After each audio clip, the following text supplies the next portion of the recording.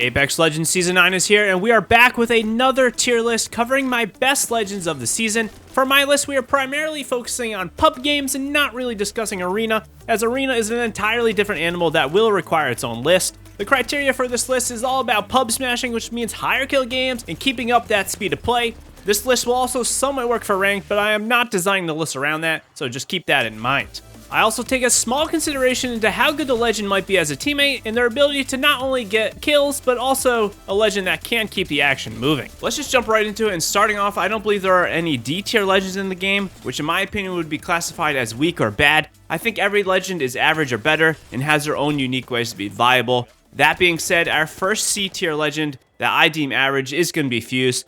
Fuse saw a small buff at the start of Season 9 with him getting a slight reduction in his tactical cooldown timer and getting a second tactical charge, but he is still very underwhelming. When he was released, I thought his capabilities might be a bit higher since grenades can be very strong, but I still just find Fuse to be very lackluster, and the developers also agree with this, as he is getting a bigger buff in the near future. Our next C tier legend at C+ is going to be Rampart. Rampart for me has bumped up about a half placement from the previous season, just because I think the impressions of Rampart is a little bit better than she used to be. The buffs that Rampart got during Season 7 and Season 8 were very helpful to her overall power, but at the end of the day, Rampart's real power comes from her amped walls, and she is still forced to stay behind them when in the fight and take that single position. Rampart can be used aggressively, but I find this to be somewhat counterintuitive from how she is really meant to be played. I think she still needs a small buff. I'm not really sure what though. For a tier list that is all about pub smashing and higher kill games, she really isn't too conducive to this type of playstyle, and she requires definitely a little bit more passive type of play. Moving on to our first of a few B tier legends, and for starters we have Revenant. B tier for me are legends that are good or great, and Revenant for me is a very difficult legend to rank. A well-coordinated team with the proper legends can make Revenant absolutely feel A or S tier, but at the end of the day, the bar for Revenant to be top tier is a little bit too high, and a Revenant without his death totem is average at best. Revenant is a blast to play, and I love the lore behind Revenant, but his silence feels very underwhelming, and his passive climbing and crouch walking is nice, but is fairly weak compared to some of the other legends that we have on this list. Revenant has a lot of potential to be top tier, but for now, he is still on the lower end of things. I wait for the day that Revenant gets a little rework to make his kit a little bit more well-rounded. Our second B tier legend is going to be Wattson. When it comes to Apex lore, her style, and how unique Wattson is, I absolutely love her, and she fits a unique playstyle in Apex. But our tier list is meant for pub smashing and pulling off some of those higher kill games. I do think Wattson is similar to Rampart in a lot of ways, but has much better overall kit that allows her to be a little less stationary. Wattson has some great power with her ultimate pylon, and a nice new passive with the addition of some shield regeneration. Wattson I think is in a good spot right now and fits a playstyle that Apex Legends needs to cater to, and I don't really foresee her getting too many changes in the near future, although I would like to see some sort of way of getting those fences down faster, allowing her to be a little bit more aggressive in fighting. Our final straight up B tier legend is going to be Mirage. Mirage for me has slowly been creeping up the tier list over the past few seasons. Now, I debated between putting him at B- or B, and I do think he is a solid legend with one major flaw. The tactical ability is just fine, but if you're comparing it to the ultimate, it is really quite poor. Mirage, for the most part, has been a very solo-oriented legend, which I would love to see a major tactical rework to better support the team. What does make Mirage B tier, though, is that ultimate ability, which is an absolute powerhouse in fights. If used in the hands of a good player, it can be extremely deadly. The skill to execute successfully and efficiently with Mirage is high, which makes for a very satisfying and rewarding playstyle, which is a great thing when you do get it down. And because of this, Mirage is a solid B tier in my book. Next at B+, we have a legend that has fallen a good amount since his nerf, and that is going to be Caustic. Caustic's gas is much less lethal than it used to be, and because of this, players are really starting to learn that they can make plays while even in the gas. I think the Caustic nerf might have been a little too much, but I still do really like how Caustic is this mix of defensive and offensive legend, and he caters to a very unique and well-rounded playstyle. I would love to see the gas just do shield damage and have it be reverted to the way it was, or maybe closer to the way it was. This would naturally make Caustic less lethal, but still very satisfying that you're actually hurting enemy players. Caustic is a solid option in my opinion, and I think overall Caustic fares a little bit better in ranked, where you need that good mix of passive and offensive playstyles. Our second legend at B+, and the legend that has changed the most on this list, is going to be Horizon. I struggled a lot with where to rank her, and after playing maybe 3 to 4 hours in the new season with Horizon, she is absolutely not S tier anymore. She has been a solid S tier since her release 2 seasons ago, but Season 9 she saw that major tactical nerf that limits her power in a huge way. Horizon just feels plain awful to play right now. It could be that in a few weeks and months the dust will settle and she still may be a higher tier legend, but for now, I really can't recommend her compared to some of the legends above her. Her tactical saw a nerf pretty much all around the board, the speed going up, how long you can stay at top. You can still make some decent plays with her tactical, but it is really nothing like what it was before. And I really see her lift being more of a team movement ability and a support ability rather than that offensive powerhouse that it used to be. The final B+ legend is going to be possibly one of the more controversial placements on this list, and this is going to be Lifeline. Lifeline in Season 9 has probably gotten some of the most attention to her buffs and nerfs, and I think she is still a great legend. She may have lost that revive shield, but she can now revive 2 players at once, meaning her squad will get back into the action faster after finishing up a fight. And on top of this, that care package saw a nice buff in the reduction of the timer, and it always does give an upgraded item now, which is great. The buff of her healing drone was also a little nice change, and it does make me want to use that healing drone more than I did before. Overall, what Lifeline lacks in offensive power does make up in her support capabilities. Lifeline is one of the most picked legends in the game, and I think she will remain this way in the near future. If you are enjoying this video or you just want to support me, hit that like button. And if you'd like to chat more about the legends in Apex Legends, swing on by my Twitch streams, which are nearly daily. I appreciate your support. Moving on, let us now start discussing my A tier legends, which I deem to be legends that are very good or amazing. Our first of a slew of A- legends is going to be Bangalore. Bangalore has been a very constant legend in the meta of Apex Legends, and at the start of Season 9, Bangalore saw a huge buff or fix to her smoke that makes it much more denser and harder to see through. Because of this, and her versatile nature of support and offensive capabilities, she makes for a very well-rounded legend that anyone should be able to succeed with in their pub smashing ventures. There really is not much to say about Bangalore. Her passive, Double Time, is quite good at getting in and out of fights, and her ultimate can be great and very powerful when it comes to both offense and defensive plays. She's a great pickup, and if you are sleeping on her, definitely give her a shot. Our next A- legend is going to be Crypto. Crypto for me has always been a powerhouse legend with an extremely high skill ceiling and a legend that is fairly slept on.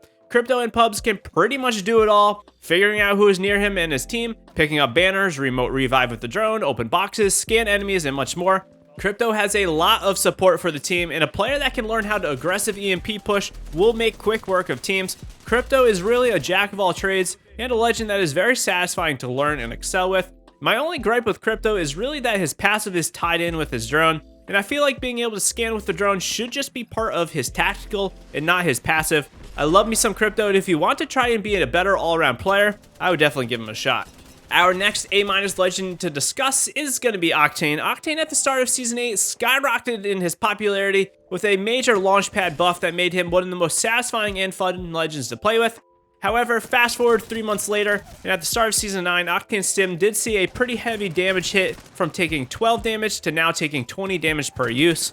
While this does require Octane players to take more care in stimming, I do think it was a fair adjustment. This requires the stim to be slightly more tactical, and players need to be smarter about when to use it, and I think this makes for a more meaningful player experience, which is what Respawn was going for.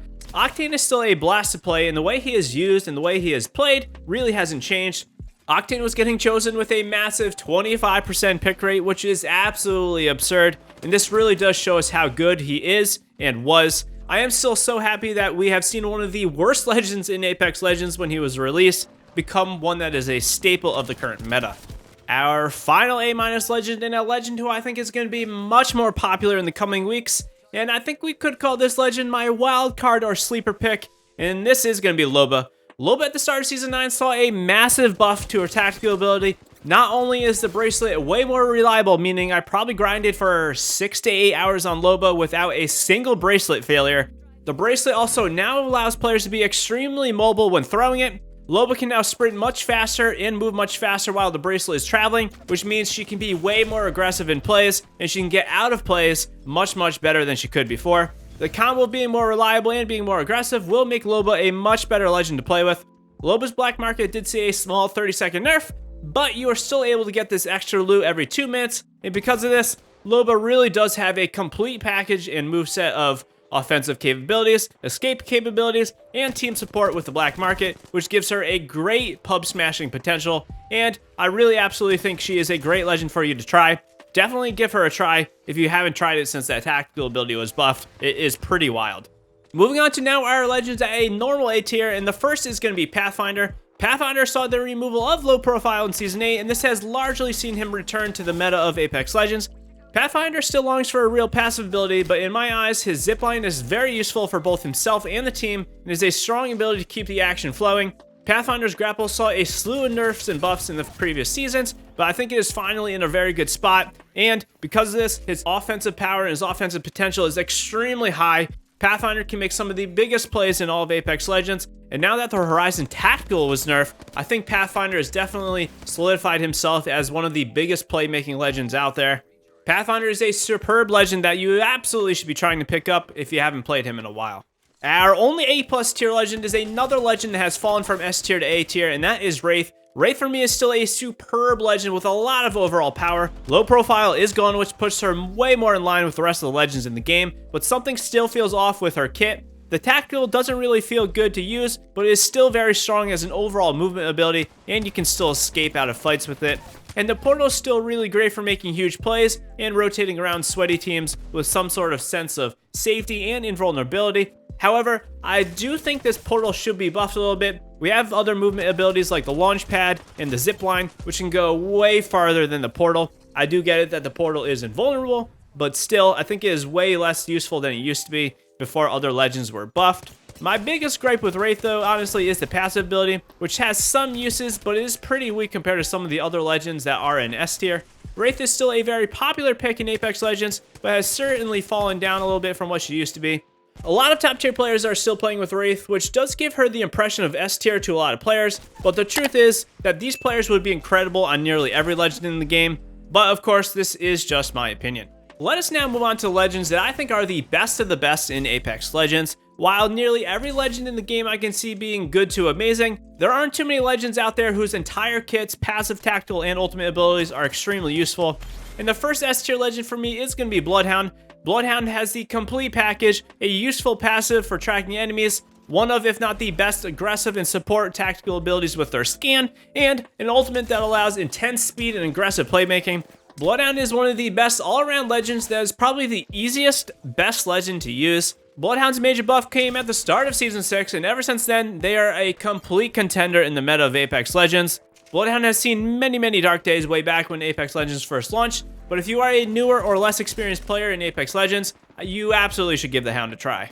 Our second to last legend at S tier is going to be Gibraltar. Gibraltar, much like Bloodhound, has an entire kit of abilities that are honestly just incredible. A red Evo shielded Gibraltar with a gun shield has a massive 275 health, and on top of this, they already take 15% less damage due to being a fortified legend. The Dome is one of the most versatile and best tacticals in the game for closing gaps, protecting the team, and just the overall ability to rotate with some sort of makeshift cover. Finally, Gibraltar's ultimate is still a very strong ultimate that is very deadly to those trapped inside of it, and this combo of Gibraltar's ultimate and tactical Dome Shield makes for many playstyle scenarios that will be in the favor of your team. I will say, unlike Bloodhound, Gibraltar does require a bit more skill to play with, but it is not surprising to see at least a few Gibraltars in every game in Apex Legends.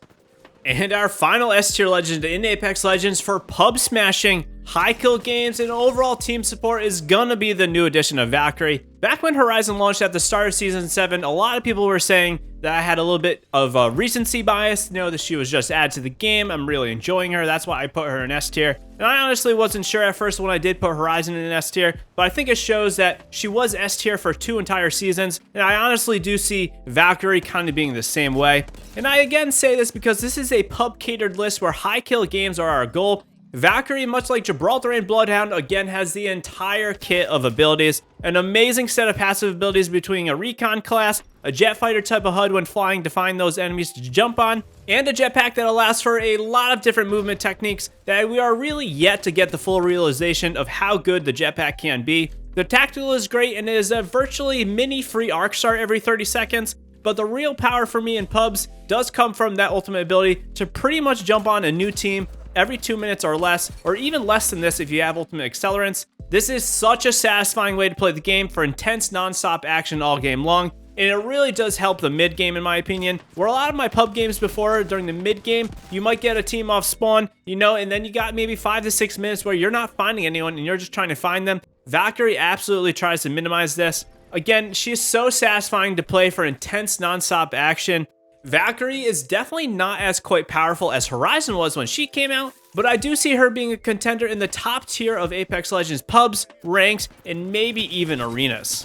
So there we have it. That is my Apex Legends Season 9 tier list for pub smashing. Drop a comment down below and let me know how you think Valkyrie is shaking up in the meta of Apex Legends. I think she is just going to get better and better as we learn more about her abilities. I will say I tried to make this tier list a little bit shorter than my last one. Every time a new season comes out, we have another legend to talk about. Now, I really don't want these tier lists to be 25 minutes. I just want to give you guys my impressions of all the legends in the game. If you want any more information on the legends, we've done a guide on every legend in the game, so I definitely would check out the playlist in the description down below and in the corner of your screen. And of course, if you'd like to discuss more on Apex Legends, hop into our community Discord or stop by the Twitch streams and we can chat about Apex Legends. As always, I appreciate the support, and until next time, happy gaming, legends.